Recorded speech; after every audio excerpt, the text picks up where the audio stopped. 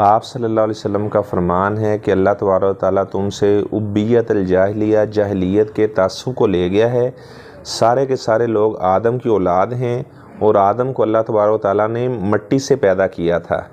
और ये जो तुम्हारे कबाइल हैं, फरमाया कि ये तो पहचान का एक ज़रिया है।